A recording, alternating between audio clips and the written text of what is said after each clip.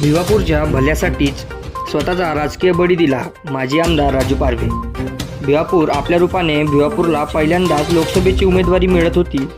खरे तर अशा मोठी निवडणूक लढण्याचा अनुभव नव्हता, वेळही अपुरा होता, पण संधी मिळाली तर भिवापूरला अजून पुढे नेता येईल या एकमेव उद्देशाने आपण आमदारकीवर पाणी सोडून स्वतःचा राजकीय बळी दिला, असे प्रतिपादन माजी आमदार राजू पारवे यांनी केले।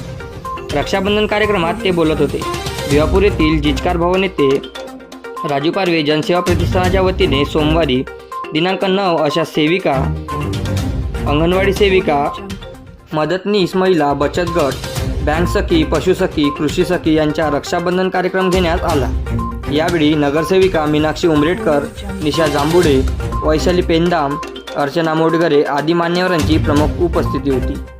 उपस्थित भगिनींशी संवाद साधताना राजू पारवे पुढे म्हणाले की रस्ते, पाणी, नाली यासारखी सार्वजनिक विकास कामे करणे हे नेत्याचे काम असते, पण सोबतच आपण अनेकांना व्यक्तिगत मदत केली। कोरोना काळात अनेक बहिणींना भाऊ बनून मोलाचा आधार दिला, पण तात्पुरता आर्थिक आधार देणे पुरेसे नसून भगिनींच्या हाताला काम मिळावे, रोजगारातून त्यांनी स्वावलंबी व्हावे यासाठी आपला प्रयत्न असल्याचे सांगत भिवापूरची कस्टरमुळे शेकडो बहिणींच्या हाताला काम मिळाले।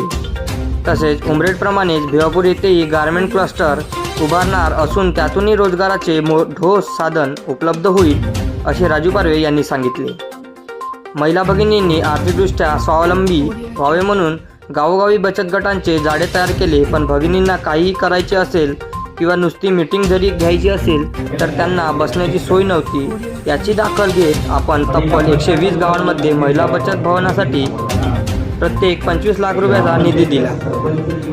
यापैकी अनेक महिला बचत गट भवन जवळपास तयार झाल्याची माहिती राजू पारवे यांनी दिली। आपल्या प्रयत्नातून कुई येथे लवकरच तब्बल 2000 एकर इतक्या मोठ्या क्षेत्रावर MIDC उभ्या राहत असून यातून हजारो हातांना काम मिळेल, असा विश्वास राजू पारवे यांनी यावेळी दिला। याप्रसंगी उपस्थित महिला भगिनींनी राजू पारवे यांच्यासह मान्यवरांना राखी बांधली। ओवाळणी म्हणून राजू पारवे यांनी यांच्या वतीने सर्व भगिनींना भेटवस्तू देण्यात आली। कार्यक्रमाच्या प्रारंभी अलका धनविजय यांनी स्वागत गीत सादर केले। कार्यक्रमाचे सूत्रसंचालन अमोल शेंडे यांनी केले। यावेळी शेकडो महिला भगिनींसह नागरिकांची मोठ्या संख्येने उपस्थिती होती।